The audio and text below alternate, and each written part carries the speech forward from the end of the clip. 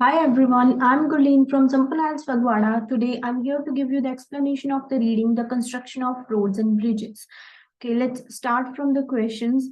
In this reading, the first category of questions is that is we have to label the diagram and the instructions are given that we have to answer the question in not more than 2 words or a number.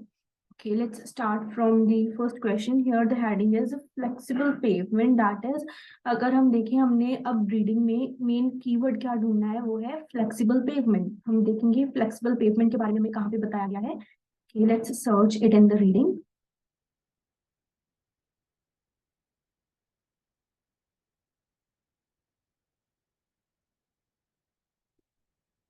अगर हम देखें हमें flexible जो pavements है उसकी location मिल गई है. उसके बाद हम हमारे क्वेश्चंस पे आएंगे. अब हमें पता है कि हमारा जो आंसर है वो इसी पैराग्राफ में होगा.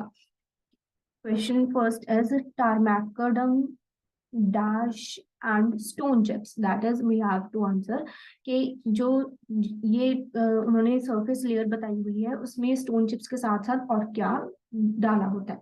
Okay, let's move to the text. अगर हम देखें हमारे पास ये कीवर्ड भी हमें टारमैकडम के बारे में मिल गया है. तो यहाँ से हम लाइन जो है वो रीड करनी स्टार्ट करेंगे. उन्होंने क्या बताया, मैक एडम्स सरफेस लेयर. उन्होंने सरफेस लेयर के बारे में बताया था. Hot car onto which a layer of stone chips was laid became known as tarmacdam. उन्होंने तो ये बताया था जो tarmacdam है उसमें एक तो स्टोन चिप्स होती है और उसके साथ साथ क्या होती है, हॉट कार. दैट्स वाई हमारा जो आंसर है वो क्या आएगा, hardcore. Okay, let's move to the next question. Next question is middle layer that is dash deep, कि वो कितनी डीप है हमने उसकी डेप्थ बतानी है. तो अगर हम देखें हमारा जो आंसर है वो हमें उसी पैराग्राफ में मिल सकता है. कि अगर हम देखें यहाँ से ऊपर से हम अगर हम रीड करें पूरा paragraph, with the horse drawn coaches in mind 18th century engineers preferred to curve their roads to avoid hills. The road surface was regarded as merely a face to absorb wear, the load bearing strength being obtained from properly prepared and well trained foundation. Immediately above this, the Scottish engineer John McAdam typically laid crushed stone to which stone dust mixed with the water was added and which was compacted to a thickness of just 5 centimeters and then rolled. अगर हम देखें उन्होंने हमें बताया है thickness के कितनी वो डीप है. थिकनेस मीन्स डेप्थ बताई है कितनी डीप होगी वो. थिकनेस भी तो उसकी उतनी ही होगी जितनी वो डीप होगी. तो उन्होंने कितनी बताई है, that is 5 centimetres. That's why हमारा आंसर क्या आएगा, 5 सेंटीमीटर्स. अगर हम देखें उन्होंने हमें बताया है कि इसके ऊपर जो सरफेस लेयर है जो हमारा जो बेस है उसके ऊपर उन्होंने एक जो है लेड क्रश स्टोन, उसके ऊपर वो क्रश्ड स्टोन डालते थे टू विच जिसमें वो स्टोन डस्ट और वाटर जो है वो मिक्स किया करते थे, जो कि जिसकी थिकनेस कितनी हुआ करती थी, 5 सेंटीमीटर. तो अगर हम देखें बेस के ऊपर हमारे पास एक और लेयर आएगी, उसके ऊपर ही सरफेस लेयर होगी, दैट इज के मिडल लेयर के बारे में हमें बताया गया है. तो इसलिए हमारा आंसर क्या आएगा, 5 सेंटीमीटर्स की उसकी डेप्थ कितनी है, 5 centimetres.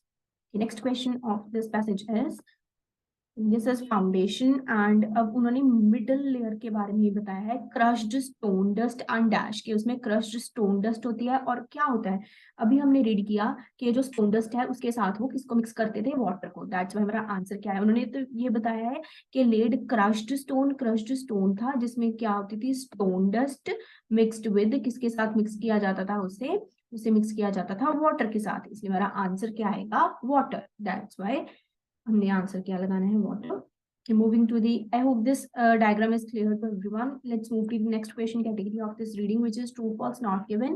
And we have to answer the questions in either true, false, or not given. If the answer, if the statement matches the meaning of the statement exactly matches with the information mentioned in the passage, then the answer will be true. And if it contradicts, then it will be the answer will be false. And if half information or there is no mention of that information in the passage, then the answer will be not given. Okay, let's start from the fourth question, which is the first one of this category. This is road construction improved continuously between first and 18th centuries. कि जो road construction थी वो continuously improve हुई थी first और 18th centuries में. अब इसमें हमारा कीवर्ड क्या है, ठीक है, इम्प्रूव्ड कंटिन्यूअसली। दूसरा है फर्स्ट एंड 18th सेंचुरी, जिससे हमें हमारी रीडिंग में जो क्वेश्चन है उसकी लोकेशन मिलेगी। कि अगर हम देखें हमारे पास फर्स्ट और 18th सेंचुरी के बारे में कहाँ पे मेंशन किया है, कि यहाँ पे हमें सिर्फ फर्स्ट सेंचुरी के बारे में बताया, तो यहाँ पे हम रीड करके देखेंगे। At the peak of the Roman empire in the first century AD, Rome had road connections totalling about 85,000 kilometres. इसमें उन्होंने हमें कुछ नहीं बताया कि 18th सेंचुरी के बारे में। तो हम नेक्स्ट पैराग्राफ में देखेंगे। अगर हम देखें यहाँ पे हमें जो है 18th सेंचुरी के बारे में पता चलता है, तो हम इस लाइन को भी रीड करके देखेंगे। New roads were generally of inferior quality and the achievements of Roman builders were largely unsurpassed until the resurgence of the road building in the 18th century। वो क्या कहते हैं कि जो नए रोड्स थे, दैट इज जो 18th सेंचुरी के रोड्स थे जो उन्होंने बनाए थे, वो जो नए रोड्स थे वो इंफीरियर क्वालिटी के थे, अच्छी क्वालिटी के नहीं थे। And the achievements of Roman builders were largely unsurpassed. कहते जो रोमन बिल्डर्स ने जो रोड्स बनाए थे उनकी जो क्वालिटी थी वो उसे पास नहीं कर पाए थे जो नए रोड्स थे, until the resurgence of the road building in 18th century. जब तक के 18th सेंचुरी में दोबारा से रोड बिल्डिंग स्टार्ट नहीं हुई, तब तक जो रोड्स की क्वालिटी थी उन्होंने रोमन बिल्डर्स की क्वालिटी को पास नहीं किया। दैट इज के जो नए रोड्स थे वो फर्स्ट से लेके 18th सेंचुरी तक कंटिन्यूसली इंप्रूव नहीं हुए थे, वो टाइम बाय टाइम इंप्रूव हुए थे। एक तो फर्स्ट सेंचुरी में अच्छे रोड्स थे, उसके बाद सीधा 18th सेंचुरी में बने थे। तो उन्होंने तो कहा था क्वेश्चन में कि वो कंटिन्यूअसली इंप्रूव हुए हैं, तो इसलिए हमारा जो आंसर जो स्टेटमेंट है वो कॉन्ट्राडिक्ट करती है, तो आंसर हमारा आएगा false. Next question is in Britain, कि ब्रिटेन में during 19th century only very rich could afford to use toll routes. क्या कहते हैं कि जो ब्रिटेन जो थी, ब्रिटेन जो कंट्री दैट इज यूके जो था, उसमें 19th सेंचुरी के दौरान सिर्फ जो रिच लोग थे, जो बहुत ही ज्यादा वेल्दी पर्सन थे, वो ही टोल रूट्स को यूज करना अफोर्ड कर पाते थे। दैट इज के वो सिर्फ वही अफोर्ड कर पाते थे टोल रोड्स को यूज करना। ओके, अब हम अगर हम देखें इसमें हमारे पास कीवर्ड्स क्या है, एक तो ब्रिटेन है, दूसरा 19th सेंचुरी की बात की गई है, तीसरा उन्होंने वेरी रिच लोग जो पर्सन है उनके बारे में बताया है, और टोल रोड्स। अब हम देखेंगे ब्रिटेन, 19th सेंचुरी और टोल रोड कहाँ पे हमें दिया गया है। अगर हम देखें हमने फर्स्ट जो 3 पैराग्राफ्स पढ़े हैं उसमें उन्होंने हमें 19th सेंचुरी के बारे में नहीं बताया, उन्होंने हमें 18th सेंचुरी तक के बारे में बताया। दैट इज हमारे पास 19th सेंचुरी यहाँ पर होगी। अगर हम देखें यहाँ पे हमें मिलती है लोकेशन 19th सेंचुरी की, by early 19th century. Okay, अगर हम देखें हमारे पास ब्रिटेन, यहाँ पे उन्होंने ब्रिटिशर्स के बारे में बताया, दैट इज हमारा आंसर जो है इस पैराग्राफ में हो सकता है। तो let's start reading from the first line of this paragraph.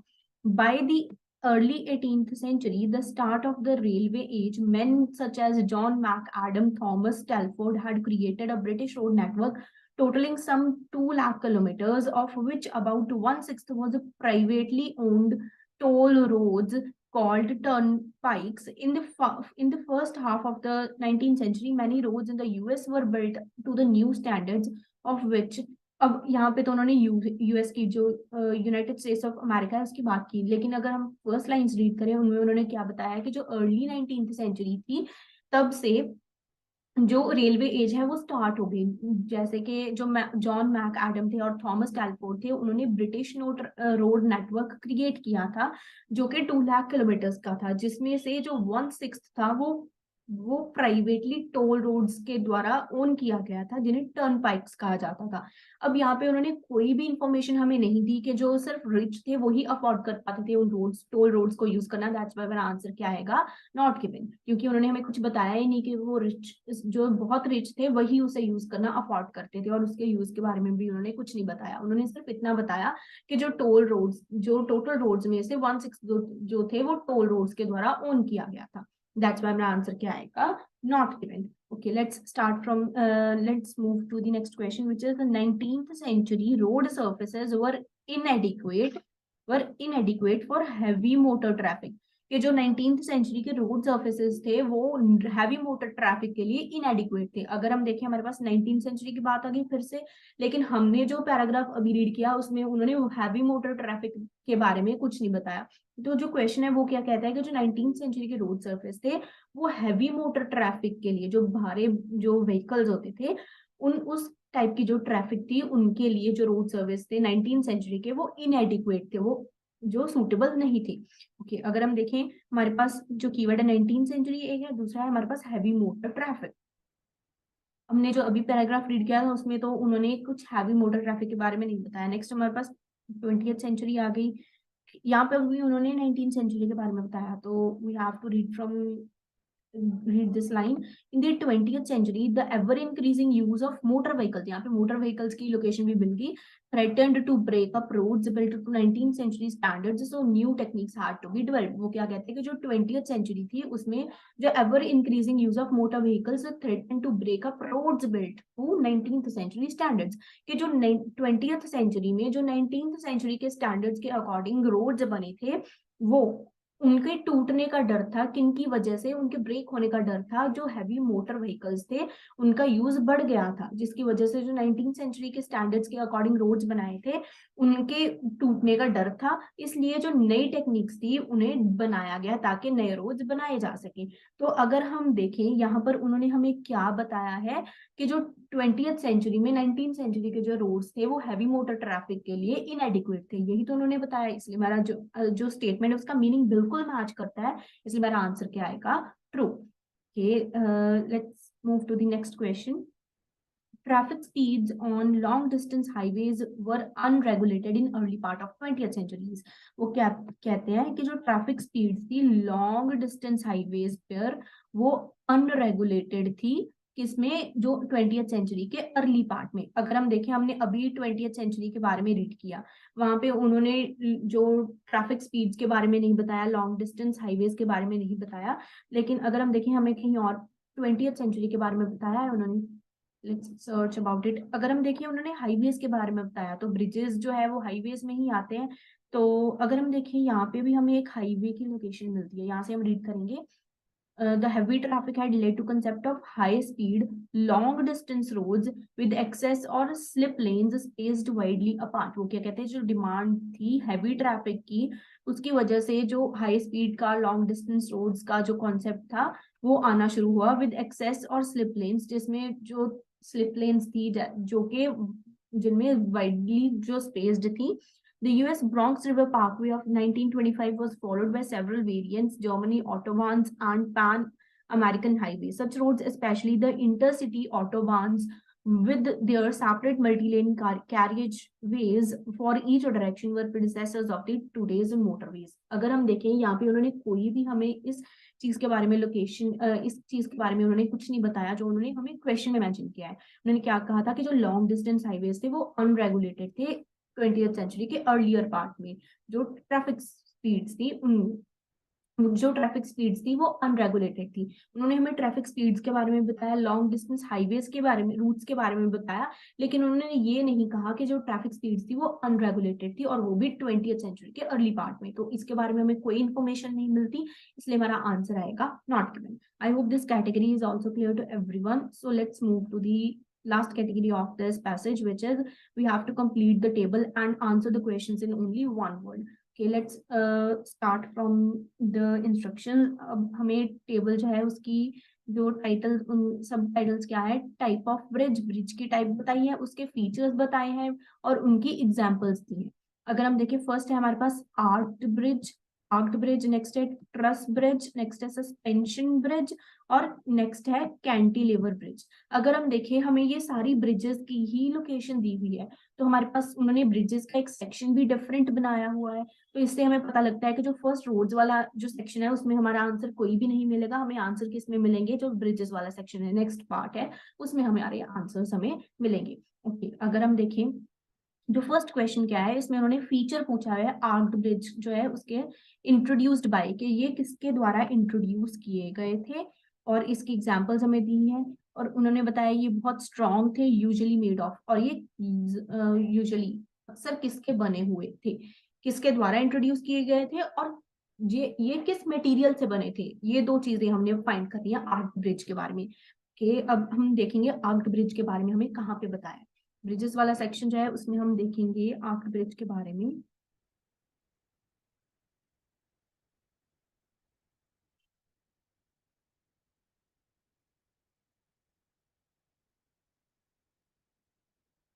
Okay अगर हम देखें यहाँ पे हमें मिलती है आर्क्ड ब्रिज की location.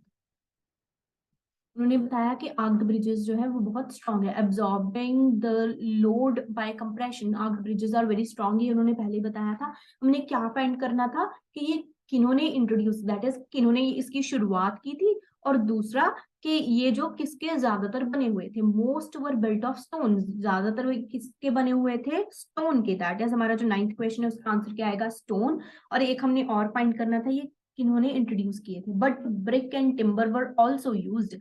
A fine example of Alcentra in Spain built granite by the Romans in AD। किन्होंने बनाए थे, ये बनाए थे रोमन्स ने। दैट्स वाई मेरा आंसर क्या आएगा, that is Romans. Next let's move to the next question.